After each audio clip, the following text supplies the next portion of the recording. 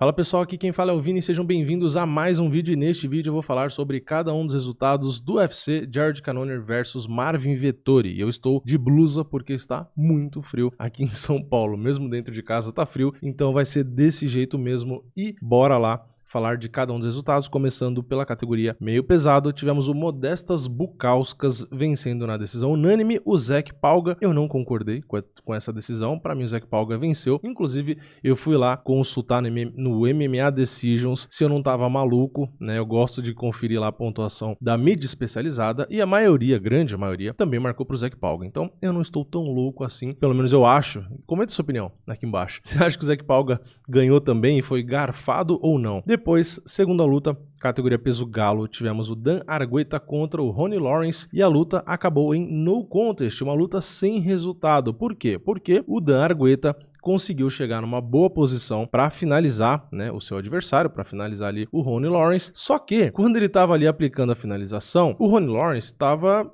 com a mão ali se preparando para desistir da luta. Só que ele não tinha batido ainda. Ele só tava com a mão ali aberta, meio perto do Dan Argueta e, sabe, naquela, vou tentar defender, mas se eu sentir, eu vou bater e vou desistir, né? Tava meio na dúvida. E aí o árbitro ficou em cima. E aí o árbitro em um momento foi mexer na mão ali do Ronnie Lawrence para ver se ele não tinha apagado, né? Porque às vezes o cara já tomou a finalização, apagou, mas enfim, tava numa posição ali estranha e tal. E aí na hora que ele puxou, o Dan Argueta meio que fez aquele movimento de voltar o braço, porque o árbitro puxou e ele tava fazendo força, então deu aquela voltadinha no braço, né? Enfim, o árbitro entendeu que ele tava desistindo da luta e parou a luta, só que ele não tava. E aí foram olhar na câmera, né? Foram pro VAR e aí viram que realmente ele não tinha desistido da luta, né? Ia ser uma sacanagem se dessem a derrota do cara por finalização, sendo que o cara não bateu, não apagou, o cara tava bem ali. E o próprio árbitro, apesar dele realmente ter cometido um erro e que, assim, estraga a luta, né? Basicamente é só esse detalhe, né? Estragou a luta, acabou com a luta, né? Mas pelo menos ele assumiu o erro e acontece, né? Foi uma situação ali realmente ruim, ele se precipitou, mas acontece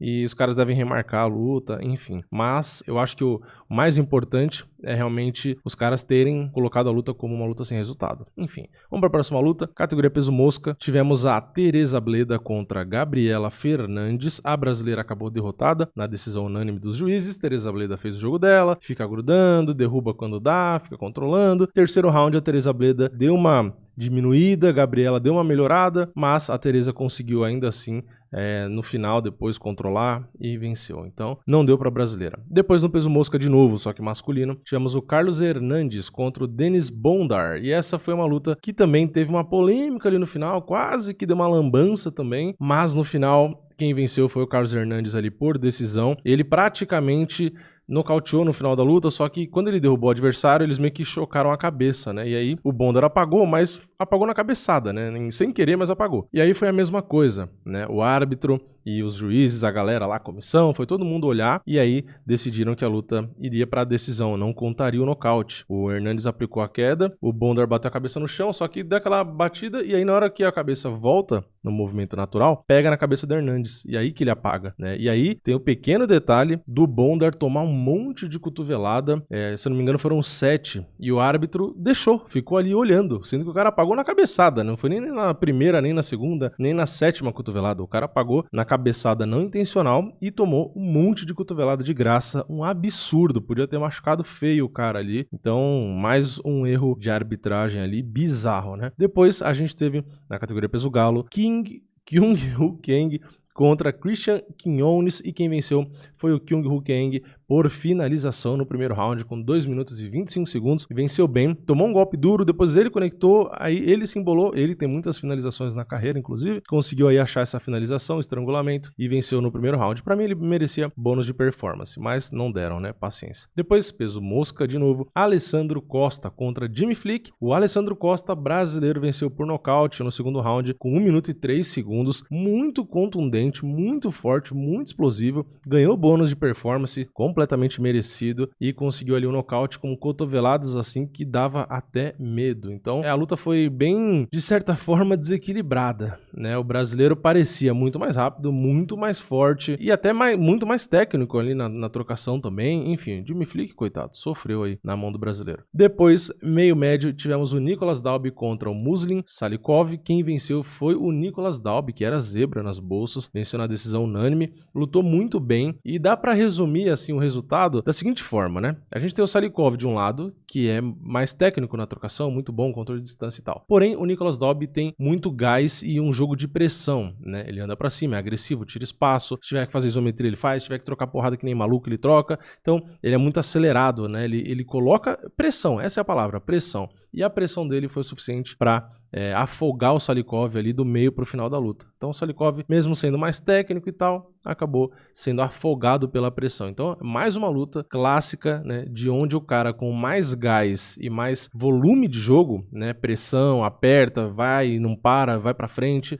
acaba vencendo o cara mais técnico, né, técnico ali na trocação, no caso que eu tô falando do Salikov. Então, Nicolas Dalby mandou muito bem. Depois, na categoria peso leve, tivemos o Manuel Torres nocauteando no primeiro round com 1 minuto e 50, o brasileiro Nicolas Mota com uma belíssima cotovelada. Ele avançou ali entrando com o cotovelo, né? Uma coisa que a gente treina bastante no Muay Thai, e pegou.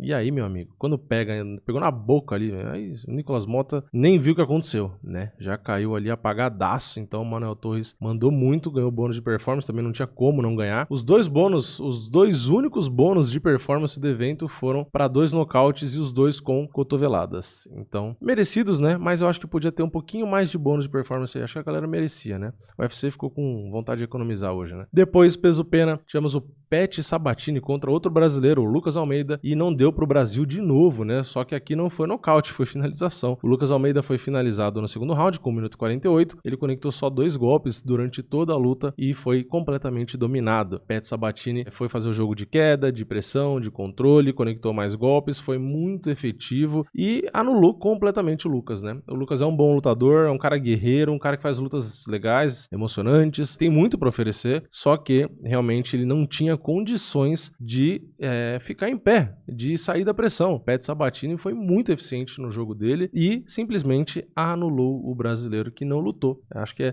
o resumo é esse. Infelizmente o Lucas não lutou, não conseguiu fazer nada. Deve ser bem frustrante, né? Depois, no peso médio, tivemos o Armen Petrosyan contra o Christian Leroy Duncan. Um show de trocação nessa luta. Os dois muito bons. Quem venceu foi o Petrosyan por decisão unânime. Mais um cara aqui que não tem a mesma técnica do adversário e ainda assim ganhou a luta. Ele tem muita técnica na trocação, lógico, mas o Duncan eu acho melhor até.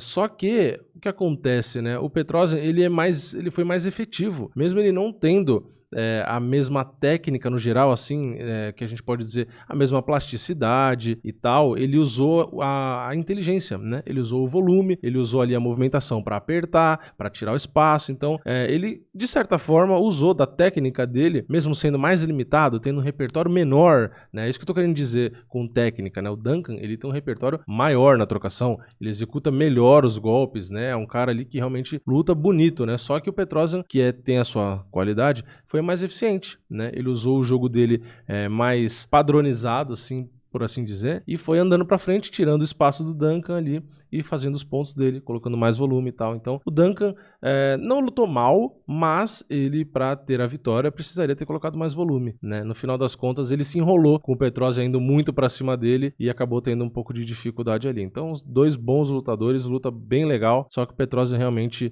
apesar de não ter a trocação tão bonita quanto o Duncan, foi mais eficiente, botou mais volume, é o que interessa. Belíssima vitória dele aí. Depois, na penúltima luta, peso leve, tivemos o Arman Tsarukyan contra o brasileiro Joaquim Silva, mais um brasileiro que não conseguiu vencer. O Joaquim foi nocauteado no terceiro round com 3 minutos e 25. Ele era a maior zebra do card, né? Pagava minutos antes da luta começar R$8 e pouco, quase 9. Então, assim, é uma zebra absurda, uma das maiores que já teve no MMA, assim, tipo, é um negócio surreal. E mesmo assim, o brasileiro deu um belíssimo susto no Tsarukyan, conectou uma mão pesadíssima. O Tsarukyan deu, né, o olho, né, ficou ali um para cada lado, perdido, assim, beirando o nocaute, só que o Tsarukyan ainda assim conseguiu encontrar o brasileiro para abraçar e conseguiu ali a queda e tal, então teve o seu mérito, né, mesmo ali praticamente nocauteado, no modo zumbi ele conseguiu achar o brasileiro, derrubar. O brasileiro poderia ter tentado ali não se afobar e ter tentado achar a distância melhor para continuar batendo, para conseguir o nocaute, mas enfim, mesmo não conseguindo e sendo nocauteado depois, o brasileiro surpreendeu, porque o Tsarukyan, pelas próprias bolsas e questão de ranking, enfim, de qualquer outro sentido sentido que você pegar. O Tsarukyan era realmente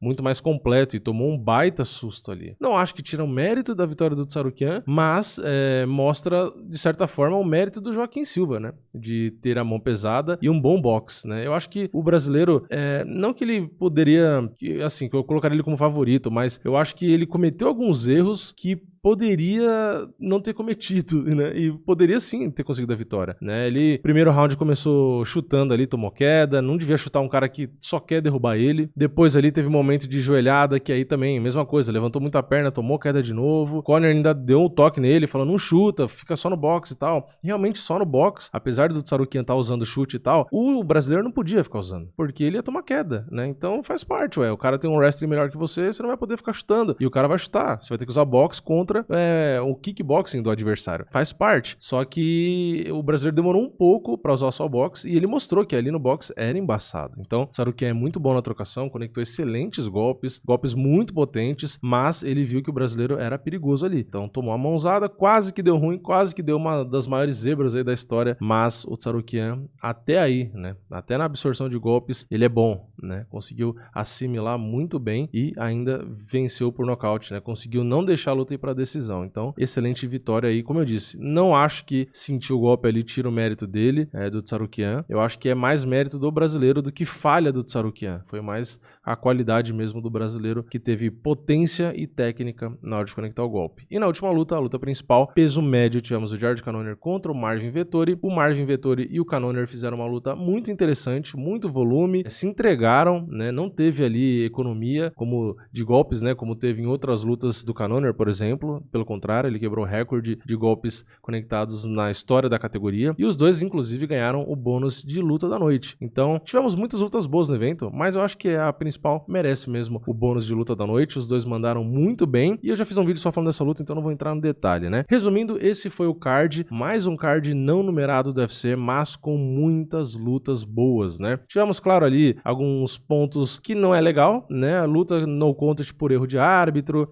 Árbitro que deixou o cara tomar 7 cotoveladas ali de graça. Então teve uma coisa ou outra ali que não é muito legal, né? Cabeçada lá e tal, enfim, que foi na mesma luta, coisas do tipo. Mas, falando de qualidade de luta, tivemos muitas lutas boas aí, nocautes, finalizações, aliás, nocautes lindos, né? Lutas emocionantes, como foi as duas últimas ali. Na verdade, as 3 últimas foram boas, né? Enfim, muitos brasileiros que não se deram bem, né? Por esse lado, né? Pelo lado da torcida, não foi muito legal o card. Mas, sendo justo aqui, pegando qualidade das lutas e tal, ainda mais comparando com a expectativa que eu tinha, eu acho que vai ser mais um card aí acima da média, né? Eu acho que mais um card... Eu não vou dar 8, que eu acho que 8 talvez eu esteja exagerando. Mais um 7,5, vai. 7,5 para esse card eu acho que tá bom.